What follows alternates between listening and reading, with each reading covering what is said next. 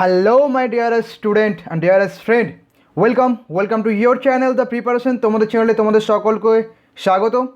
আজ আমরা যে জিকের প্র্যাকটিস সেট নম্বর 43 নম্বর পর্ব নিয়ে আলোচনা করব, যেটা থাকে তোমাদের প্র্যাকটিস সেটে কারেন্ট অ্যাফেয়ার্স বেশি করে দেওয়া হয়েছে। আজকে ইতিহাস, ভূগোল, পলিটি, ইকোনমিক্স, খেলাধুলা, সায়েন্স সব কিছুই মিক্স আপ করে এই প্র্যাকটিস সেটটি তৈরি করা হয়েছে। এখানে 30টি প্রশ্ন আছে। তুমি দেখো এই 30টি প্রশ্নের মধ্যে তুমি কতগুলো প্রশ্নের আনসার দিতে পারছো। এই প্রশ্নগুলো তোমাদের আপকামিং এক্সাম, সে ডাব্লিউবি বা পিএসসি এক্সাম বা ডাব্লিউবি এসএসসি যে কোনো এক্সামের ক্ষেত্রে কিন্তু অত্যন্ত গুরুত্বপূর্ণ।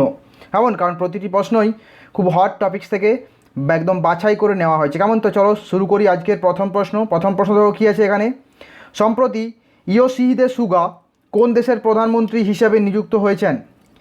ইয়োশিহিদে সুগা কোন দেশের প্রধানমন্ত্রী হিসাবে নিযুক্ত হয়েছেন? অপশানগুলো দেখে নাও। মেক্সিকো, ইরান, জাপান নাকি ফ্রান্স? তো সঠিক উত্তরটি হয়ে যাবে অপশান সি, জাপান। তাহলে তোমার প্রশ্নটা এভাবে আসতে পারে যে জাপানের প্রধানমন্ত্রীর নাম কি? না, ইয়োশিহিদে সুগা। ওই শিনজো আবে ছিল আগে, এখন নেই কিন্তু। ইয়োশিহিদে সুগা জাপানের প্রধানমন্ত্রী। 2 নম্বর প্রশ্নে চলে যাই। হিউম্যান ক্যাপিটাল ইন্ডেক্স 2020-তে ভারতের স্থান কত? Human capital index world bank release করে প্রতি বছর। কেমন? ওয়ার্ল্ড ব্যাংক প্রতি বছর রিলিজ করে হিউম্যান ক্যাপিটাল ইন্ডেক্স। ওয়ার্ল্ড ব্যাংকের সদর দপ্তর কোথায় অবস্থিত? আমেরিকা যুক্তরাষ্ট্রের ওয়াশিংটন ডিসিতে অবস্থিত ওয়ার্ল্ড ব্যাংকের সদর দপ্তর, বিশ্ব ব্যাংকের। কেমন? তো প্রশ্ন হচ্ছে হিউম্যান ক্যাপিটাল ইন্ডেক্স 2020-তে ভারতের স্থান কত? তো সঠিক উত্তরটি হয়ে যাবে অপশান সি, 116। 3 নম্বর প্রশ্নে চলে যায়। অত্যন্ত একটি গুরুত্বপূর্ণ বই রিসেন্টলি রিলিজ হয়েছে 2020 সালে। Azadi, freedom, fascism and fiction নামক বইটির লেখককে? আজাদি, ফ্রিডম, ফ্যাসিজম, ফিকশন এই বইটির লেখককে? অপশানগুলো দেখে নাও। অরুন্ধতী রায়, রাস্কিন বন্ড, চেতন ভগত নাকি রাহুল গান্ধী? তো সঠিক উত্তরটি হয়ে যাবে আজাদি, ফ্রিডম, ফ্যাসিজম, ফিকশন নামক বইটির লেখক হলেন Arundhati Roy. Option A is the right answer. 4 নম্বর প্রশ্নে চলে যায়। সম্প্রতি কোন রাজ্য সরকার পুরোহিত ভাতা চালু করেছে? সমস্ত প্রশ্নের 2020 এই প্রশ্নগুলো কারেন্ট অ্যাফেয়ার্স 2020 থেকে নেওয়া হয়েছে। তো কোন রাজ্য সরকার পুরোহিত ভাতা চালু করেছে? উত্তরপ্রদেশ, পশ্চিমবঙ্গ, হিমাচল প্রদেশ নাকি তেলেঙ্গানা? তো সঠিক উত্তরটি হয়ে যাবে অপশান বি, পশ্চিমবঙ্গ রাজ্য সরকার পুরোহিত ভাতা চালু করেছে। অপশান বি হচ্ছে সঠিক উত্তর। এর আগে পশ্চিমবঙ্গের সরকার ইমাম ভাতা চালু করেছিল, তারপরে পুরোহিত ভাতা চালু করেছে। কেমন? আগের ক্লাসে 42 নম্বর ক্লাসে তোমরা দেখো নিচে লিস্ট আছে, সেখান থেকে দেখে নেবে যে প্রথম প্রশ্ন ছিল যে ওই আইসিসি ওয়ানডে র্যাঙ্কিংয়ে প্রথম কে ছিল? আমি বলেছিলাম বিরাট কোহলি। সেটা 2020 সালের র্যাঙ্কিং ছিল। কেমন? 2021 সালের র্যাঙ্কিংয়ে আছে কে? পাকিস্তানের বাবর আজম। ক্লিয়ার? 5 নম্বর প্রশ্নে চলে যাই। ইন্ডিয়া হ্যাপিনেস রিপোর্ট 2020-তে ভারতের কোন রাজ্য প্রথম স্থানে রয়েছে? দেখো 2020 সালেই প্রথম কেন্দ্র সরকার ইন্ডিয়া হ্যাপিনেস রিপোর্ট নামে একটি রিপোর্ট পেশ করেছে। এই প্রথম স্টার্ট হয়েছে সেটা, এবং এই হ্যাপিনেস রিপোর্ট প্রতি বছর এটা বলছে পালন ক্যালকুলেট করা হবে। সেখানে প্রথম স্থানে কোন রাজ্য রয়েছে? অপশানগুলো দেখে নাও। গোয়া, নাগাল্যান্ড, কর্ণাটক নাকি মিজোরাম? তো সঠিক উত্তরটি হয়ে যাবে option D, Mizoram. India happiness report 2020-তে প্রথম স্থানে রয়েছে। Option D is the right answer. 6 নম্বর প্রশ্নে চলে যাই। গ্লোবাল স্মার্ট সিটি সূচক 2020-তে কোন শহর শীর্ষে রয়েছে? প্রতি বছর রিলিজ করা হয় গ্লোবাল স্মার্ট সিটি সূচক, স্মার্ট সিটি ইন্ডেক্স। 2020-তে কোন শহর শীর্ষ অবস্থানে রয়েছে? লন্ডন, ওয়াশিংটন ডিসি, সিঙ্গাপুর নাকি হংকং? তো সঠিক উত্তরটি হয়ে যাবে গ্লোবাল স্মার্ট সিটি ইন্ডেক্স 2020-তে টপ করেছে option C, Singapore. Option C is the right answer. 7 নম্বর প্রশ্নে আমরা চলে যাই। শক ক্যালেন্ডারের প্রথম মাস কোনটি? দেখো ভারতের সরকারি বা অফিসিয়াল ক্যালেন্ডার হচ্ছে শক ক্যালেন্ডার, যেটা ইংরেজি আমরা বলি সেটা গ্রেগরিয়ান ক্যালেন্ডার। সেটা কিন্তু অফিসিয়াল নয়, কিন্তু প্রচলিত আছে সেটাই। এবং ভারতীয় গভর্নমেন্টের বা ইন্ডিয়ান গভর্নমেন্টের অফিসিয়াল ক্যালেন্ডার বা ন্যাশনাল ক্যালেন্ডার হচ্ছে শক ক্যালেন্ডার। এবং শকাব্দ কবে হয়? 78 খ্রিস্টাব্দে শকাব্দ চালু তো হয় তো নাকি? তো সেই শক ক্যালেন্ডারের প্রথম মাস কোনটি? বৈশাখ, আষাঢ়, আশ্বিন নাকি চৈত্র? তো সঠিক উত্তরটি হয়ে যাবে শক ক্যালেন্ডারের প্রথম মাস হচ্ছে চৈত্র। ক্লিয়ার? শক ক্যালেন্ডারের প্রথম মাস চৈত্র এবং শেষ মাস ফাল্গুনা। 8 নম্বর প্রশ্নে আমরা চলে যাই। কার মৃত্যুদিন পালিত হয় শহীদ দিবস হিসাবে? শহীদ দিবস হিসাবে পালিত হয় কার মৃত্যুদিন? ক্ষুদিরাম বসু, মহাত্মা গান্ধী, ভগৎ সিং নাকি মাস্টারদা সূর্য সেন? দেখো এই প্রশ্নটি একটু ট্রিকি কোশ্চেন, তবে ইন্ডিয়াতে শহীদ দিবস হিসেবে পালন করা হয় ভগৎ সিংয়ের মৃত্যু দিবস 23শে মার্চ, 23rd মার্চ ভারতে শহীদ দিবস পালন করা হয় ভগৎ সিংয়ের মৃত্যু দিবস হিসেবে। এবার এখান থেকে ট্রিকি কোশ্চেন দেখো, মহাত্মা গান্ধীর মৃত্যু দিবস 30শে জানুয়ারি, সেদিনও কিন্তু শহীদ দিবস হিসেবে পালন করা হয়। তবে যদি মহাত্মা গান্ধী, ভগৎ সিং দুটোই থাকে তখন সঠিক উত্তর হবে কিন্তু ভগৎ সিং, কারণ সেটাই কিন্তু মানে সর্বজনভাবে এবং বেশ জাঁকজমকভাবে অফিসিয়ালি স্বীকৃত ভগৎ সিংয়ের যে মৃত্যু দিবস 23শে মার্চ। আর 30শে জানুয়ারি মহাত্মা গান্ধীকে হত্যা করা ছিল, সেদিনও শহীদ দিবস হিসেবে পালন করা হয়। আবার পশ্চিমবঙ্গে 11ই আগস্ট ক্ষুদিরাম বসুর যে ফাঁসির দিন 11ই আগস্ট, সেদিনকেও শহীদ দিবস হিসেবে পালন করা হয় পশ্চিমবঙ্গে। ক্লিয়ার? অথবা এই প্রশ্নটি একটু ট্রিকি, যদি এই প্রশ্নগুলো সবই অপশন থাকে তখন কিন্তু ভগৎ সিংয়েরই হবে সঠিক উত্তর, কারণ এখানে প্রশ্নটা ইন্ডিয়ান গভর্নমেন্টের উপর বেস করে দেওয়া হয়েছে। যদি বলা হয় যে পশ্চিমবঙ্গে শহীদ দিবস কবে পালন করা হয়, 11ই আগস্ট, আবার আমাদের দিদি 21শে জুলাই পালন করে প্রতি বছর, সেটা আলাদা ব্যাপার, পলিটিক্যাল রিজন নাকি। তো এইভাবে প্রশ্ন যেটা আসবে সেইভাবে তোমার কিন্তু আনসারটা দিতে হবে।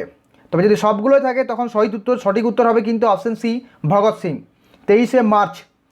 9 নম্বর প্রশ্নে চলে যাই। ভারতের বর্তমান চিফ অফ আর্মি স্টাফ কে? ভারতের বর্তমান চিফ অফ আর্মি স্টাফ কে? অপশানগুলো দেখে নাও। General Dalbir Singh, general Manoj Mukund Naravane, general Jadeja, general Vikram Verma. তো এটাই হচ্ছে আজকে তোমাদের হোম টাস্ক। কমেন্ট বক্সে আমাকে জানাও সঠিক উত্তরটি কী হবে, যে ভারতের বর্তমান চিফ অফ আর্মি স্টাফ 2021-এর, আজকে হচ্ছে 29শে জুন 2021 সালের ভিত্তিতে পর্যন্ত, মানে এই পর্যন্ত আজকের ডেটে ভারতের চিফ অফ আর্মি স্টাফ কে? এবং চিফ অফ ডিফেন্স স্টাফ কে হয় ভারতের? বিপিন রাওয়াত নাকি। 10 নম্বর প্রশ্নে চলে যাই। 10 নম্বর প্রশ্নটি নেওয়া হয়েছে, অত্যন্ত গুরুত্বপূর্ণ একটি প্রশ্ন ওই মানে ইন্ডিয়ান গভর্নমেন্টের ক্ষেত্রে, যে কোন দিনটি কার স্মরণে বিশ্ব ছাত্র দিবস হিসেবে পালিত হয়? অপশানগুলো দেখে নাও। বিশ্ব ছাত্র দিবস হিসেবে পালিত হয় কোন দিনটি এবং কার স্মরণে? 3রা ডিসেম্বর প্রাক্তন রাষ্ট্রপতি Rajendra Prasad, 17ই June Alan Turing, 14ই November প্রাক্তন প্রধানমন্ত্রী জওহরলাল নেহরু, 15ই অক্টোবর প্রাক্তন রাষ্ট্রপতি এপিজে আব্দুল কালাম। তো সঠিক উত্তরটি হয়ে যাবে বিশ্ব ছাত্র দিবস বা world student day. United nation release করেছে 15ই অক্টোবর ভারতের প্রাক্তন রাষ্ট্রপতি এপিজে আব্দুল কালামের স্মরণে, জন্মদিন উপলক্ষে 15ই অক্টোবর বিশ্ব ছাত্র দিবস হিসেবে পালিত হয়। কে শুরু করেছে? না ইউনাইটেড নেশন সেটা প্রচলন করেছে। এবং এই রাষ্ট্রপতি, আমাদের রাষ্ট্রপতি এপিজে আব্দুল কালাম, তিনি কততম রাষ্ট্রপতি ছিলেন?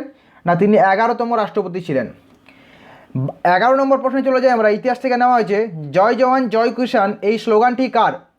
জয় জওয়ান জয় কিষান এই স্লোগানটি কার? বর্তমান যে কৃষক আন্দোলন হচ্ছে তার পরিপ্রেক্ষিতে অত্যন্ত গুরুত্বপূর্ণ প্রশ্ন। মহাত্মা গান্ধী, জওহরলাল নেহরু, লাল বাহাদুর শাস্ত্রী নাকি সর্দার প্যাটেল?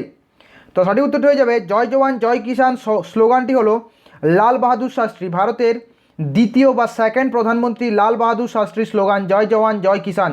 1965 সালে দিল্লির রাসলীলা যে ময়দান আছে সেখানে তিনি এই স্লোগানটি দিয়েছিলেন। 12 নম্বর প্রশ্নে চলে যাই। 1906 সালের কংগ্রেসের কোন অধিবেশনে স্বরাজকে লক্ষ্যরূপে ঘোষণা করা হয়? অর্থাৎ স্বরাজকে মূল লক্ষ্যরূপে ঘোষণা করা হয় 1906 সালের কংগ্রেস অধিবেশনে। প্রশ্ন হচ্ছে সেই কংগ্রেস অধিবেশন কোথায় বসেছিল? মুম্বাই, কলকাতা, লখনৌ নাকি মাদ্রাজ?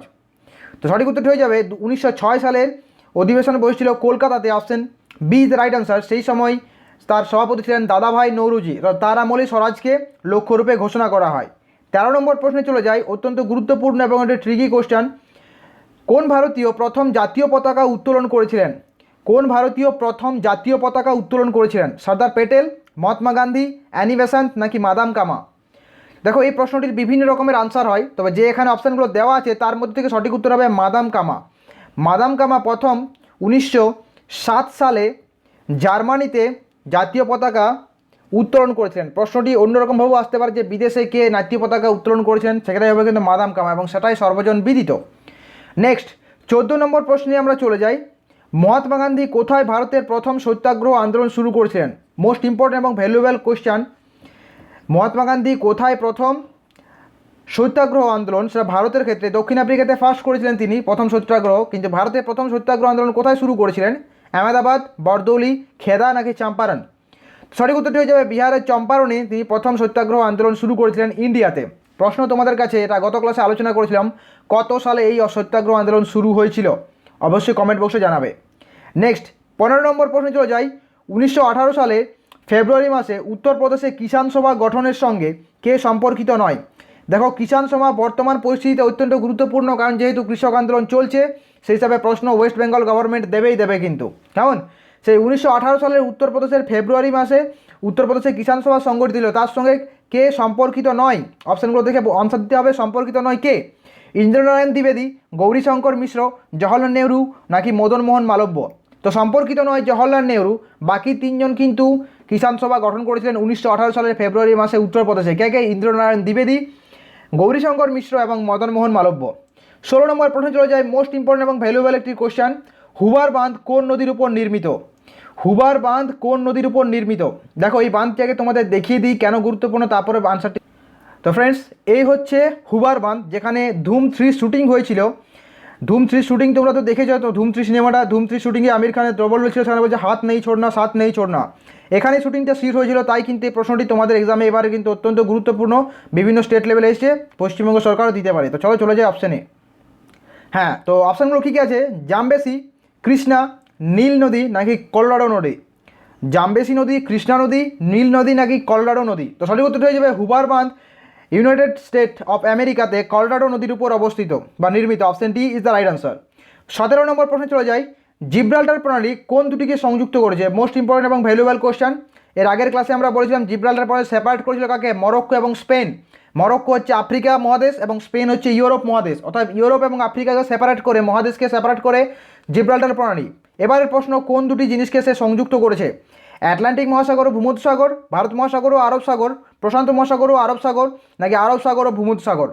তো সঠিক উত্তরটি হয়ে যাবে আটলান্টিক মহাসাগর এবং ভূমধ্যসাগরকে সংযুক্ত করেছে জিব্রাল্টার প্রণালী। Option a is the right answer. Separate করেছে দুটি মহাদেশ আফ্রিকা এবং ইউরোপকে। দেশ যদি বলা হয় তাহলে মরক্কো এবং স্পেনকে। কেমন? মরক্কো আফ্রিকা এবং স্পেন ইউরোপের দেশ। 18 নম্বর প্রশ্নে চলে যায় আজকের one of the question of the day, অত্যন্ত গুরুত্বপূর্ণ একটি প্রশ্ন। এবারে সমস্ত ওয়েস্ট বেঙ্গলের পরীক্ষার জন্য অত্যন্ত গুরুত্বপূর্ণ। রাভা উপজাতির লোকেদের দেখা যায় কোন ডিস্ট্রিক্টে? পশ্চিমবঙ্গের কোন জেলায় রাভা উপজাতির লোকেদের দেখা যায়? কুচবিহার, পুরুলিয়া, বীরভূম নাকি পূর্ব মেদিনীপুর? তো সঠিক উত্তরটি হয়ে যাবে Cooch Behar. Option a is the right answer. তবে পশ্চিমবঙ্গে সবথেকে বেশি দেখা যায় আলিপুরদুয়ার এবং জলপাইগুড়ি ডিস্ট্রিক্টে। তাহলে পশ্চিমবঙ্গের 3টে জেলায় রাভা উপজাতি থাকে, আলিপুরদুয়ার, জলপাইগুড়ি এবং কোচবিহার। এবং ভারতের মধ্যে 3টি রাজ্যে থাকে, আসাম, মেঘালয় এবং পশ্চিমবঙ্গ। তার মধ্যে সবথেকে বেশি থাকে আসামে। এই রাভা উপজাতির লোকেদের এবারে এক্সামে কিন্তু অত্যন্ত গুরুত্বপূর্ণ প্রশ্ন। নেক্সট 19 নম্বর প্রশ্নে চলে যায় আরও একটি কোশ্চেন ধরে। থাইল্যান্ডের পূর্ব নাম কী ছিল? অর্থাৎ থাইল্যান্ডের আগের নাম কী ছিল? সিলন, নর্দার্ন রোডেশিয়া, সিয়াম নাকি বার্মা?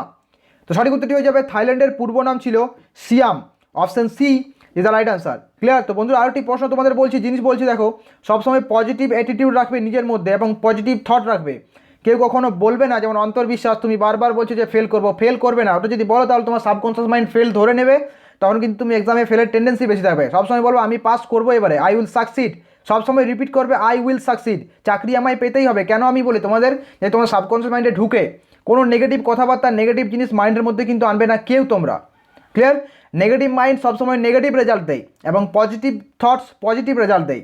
কেন বলছি? দেখো থটস থেকেই কিন্তু আমাদের অ্যাকশন হয়। যেই রকম চিন্তা ভাবনা ঠিক সেই রকম আমরা কাজ করি। তাই থটস, নিজের আগে যে থট সেটাকে কন্ট্রোল করার চেষ্টা করো, নিজের অ্যাকশন অটোমেটিক কন্ট্রোল হয়ে যাবে কিন্তু। ক্লিয়ার? আর নেগেটিভ থটস সবসময় নেগেটিভ রেজাল্ট দেয়, পজিটিভ থট সবসময় পজিটিভ রেজাল্ট দেয়। তো আমরা কেন নেগেটিভ থট সবসময় রাখবো? ক্লিয়ার? তাই বি পজিটিভ, সবসময় কমেন্ট করবে যে হ্যাঁ আমি চাকরি পাবো, এবারে চাকরি পেতে আমাকে কেউ আটকাতে পারবে না, আই অ্যাম আনস্টপেবল। এগুলো কমেন্ট করে থাকবে সবসময়। ক্লিয়ার? 20 নম্বর প্রশ্নে চলে যাই। সবচেয়ে বেশি গম উৎপাদিত হয় কোন রাজ্যে? গুজরাট, মহারাষ্ট্র, মধ্যপ্রদেশ নাকি উত্তরপ্রদেশ? তো সঠিক উত্তরটি হয়ে যাবে অপশান ডি, উত্তরপ্রদেশে সবচেয়ে বেশি গম উৎপাদিত হয়। Option D is the right answer. 21 নম্বর প্রশ্নে আমরা চলে যাই। 21 নম্বর প্রশ্ন পলিটি থেকে নেওয়া হয়েছে। সংবিধানে রাজ্যের প্রতি নির্দেশাত্মক নীতি কোন অধ্যায়ে অনুচ্ছেদে বর্ণিত হয়েছে? রাজ্যের প্রতি যে নির্দেশাত্মক নীতি, DPSP, direct principal of state policy, কোন অধ্যায়ে এবং অনুচ্ছেদে বর্ণিত হয়েছে?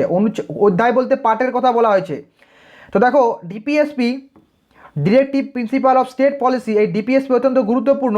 এটা পার্ট 4 বা চতুর্থ অধ্যায়ের আর্টিকেল 36 টু 51 মধ্যে কিন্তু আলোচনা করা হয়েছে। Option B is the right answer. এটা রাজ্য সরকারের কিছু দায়িত্ব তাদের সিভিলিয়ানদের জন্য, তাদের যে সিটিজেন তাদের জন্য, মানে ইন্ডিয়ান যে সিটিজেন এবং সেখানে যে জনগণ তাদের জন্য রাজ্য সরকারের কিছু দায়িত্ব আছে এবং এগুলো কিন্তু কোর্টে কখনো তোলা যায় না। 22 নম্বর প্রশ্নে চলে যায় অত্যন্ত গুরুত্বপূর্ণ একটি প্রশ্ন। ভারতীয় সংবিধানের কোন ধারা অনুসারে রাষ্ট্রপতিকে ইমপিচ করা যায়? রাষ্ট্রপতিকে ইমপিচ করতে গেলে কোন সংবিধানের কোন ধারায় সেই কথাটা উল্লেখ আছে? 58, 61, 64 নাকি 71? তো সঠিক উত্তরটি হয়ে যাবে 61 নম্বর ধারা। সংবিধানের 61 নম্বর ধারায় বলা হয়েছে যে ভারতের রাষ্ট্রপতিকে ইমপিচ করা যেতে গেলে কী কী প্রসেস আমাদের বা কী কী স্টেপ নিতে হবে। 23 নম্বর প্রশ্নে চলে যাই, ভারতের সাধারণ নির্বাচন ডাকা হয় কোন সালে? এখানে বলা হয়েছে প্রশ্নটি প্রথম সাধারণ নির্বাচন বা জেনারেল অ্যাসেম্বলি বা জেনারেল ইলেকশন প্রথম ডাকা হয়েছিল কোন সালে? 1954-55 সালে, 51-52 সালে, 1956-57 সালে, নাকি 1958-59 সালে? তো সঠিক উত্তরটি হয়ে যাবে ভারতের জেনারেল ইলেকশন প্রথম ডাকা হয় 1951-52 সালে। Option B is the right answer. 24 নম্বর প্রশ্নে আমরা চলে যাই, নিম্নোক্ত কোন ব্যক্তি সাংবিধানিক সভার সাংবিধানিক উপদেষ্টা ছিলেন?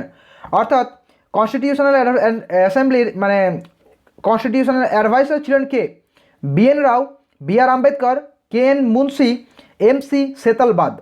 তো সঠিক উত্তর হয়ে যাবে ভারতের সংবিধান সভার বা কনস্টিটিউশন অ্যাসেম্বলির সাংবিধানিক উপদেষ্টা বা অ্যাডভাইসারি ছিলেন BN Rao. Option a is the right answer. 24 নম্বর প্রশ্ন সঠিক উত্তর অপশন এ। 25 নম্বর প্রশ্ন ইকোনমি থেকে নেওয়া হয়েছে, কোন বছর RBI এর জাতীয়করণ করা হয়েছিল? রিজার্ভ ব্যাঙ্ক অফ ইন্ডিয়া, ভারতের সেন্ট্রাল ব্যাঙ্ক, এটাকেই বলা হয় ভারতের সেন্ট্রাল ব্যাঙ্ক, এর জাতীয়করণ হয়েছিল কোন বছর? 1935, 45, 49 নাকি 69? তো RBI এর জাতীয়করণ বা RBIকে ন্যাশনালাইজ করা হয়েছিল 1 জানুয়ারি 1949, 1 জানুয়ারি 1949 সালে। Option C is the right answer. 26 নম্বর প্রশ্নে চলে যাই, সায়েন্স থেকে নেওয়া হয়েছে, নিম্নের কোনটি তড়িৎ চুম্বক নির্মাণে সবচেয়ে উপযোগী ধাতু? তড়িৎ চুম্বক একটি অত্যন্ত গুরুত্বপূর্ণ প্রশ্ন। এই যে বিভিন্ন বন্দরে যে বড় বড় ট্রলারগুলোকে ওঠানো হয়, তড়িৎ চুম্বকের সাহায্যে কিন্তু ওঠানো হয়। এই তড়িৎ চুম্বকের জন্য সবচেয়ে উপযোগী ধাতু কোনটি? নরম লোহা, স্টিল, নিকেল নাকি কোবাল্ট? তো সঠিক উত্তরটি হয়ে যাবে কাঁচা লোহা বা নরম লোহায় তড়িৎ চুম্বকের জন্য সবচেয়ে উপযোগী। Option a is the right answer. 27 নম্বর প্রশ্নে আমরা চলে যাই, সব পতনশীল বস্তুর ত্বরণই সমান, এটি কে আবিষ্কার করেন? অপশানগুলো দেখছো, সব পতনশীল বস্তুর ত্বরণই সমান, এটি আবিষ্কার করেন কে? নিউটন, আর্যভট্ট, গ্যালিলিও নাকি Pascal?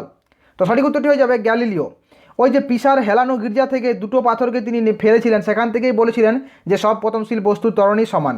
Galileo. Option C is the right answer. 28 নম্বর প্রশ্ন থেকে চলে যাই আমরা, কোষীয় শোষণের জন্য স্থায়ী কোষ অঙ্গাণুটি হলো, অর্থাৎ কোষীয় শোষণের জন্য কোন অঙ্গাণুটি দায়ী বা কোন অঙ্গাণুতে কোষীয় শোষণ প্রক্রিয়াটি ঘটে? রাইবোজোম, গলগি বডি, লাইসোজোম নাকি মাইটোকন্ড্রিয়া? তো সঠিক উত্তরটি হয়ে যাবে কোষীয় শোষণ বা সেলুলার রেসপিরেশন ঘটে মাইটোকন্ড্রিয়াতে। Option D is the right answer. এবং সেখানেই ATP তৈরি হয়, তাই মাইটোকন্ড্রিয়াকে পাওয়ার হাউস অফ সেল বা কোষের শক্তিঘর বলা হয়। রাইবোজোমে কী হয়? প্রোটিন সংশ্লেষ হয় কিন্তু। কেমন? 29 নম্বর প্রশ্নে চলে যাই আমরা, কোন কোন বর্ণের আলো উদ্ভিদ তীব্রভাবে শোষণ করে? পয়েন্ট টু বি নোটেড, এখানে আলোর বর্ণের কথা বলা হয়েছে। কেমন? কোন কোন বর্ণের আলো উদ্ভিদ তীব্রভাবে শোষণ করে? বেগুনি এবং কমলা, নীল এবং লাল, আকাশী এবং হলুদ নাকি হলুদ এবং বেগুনি?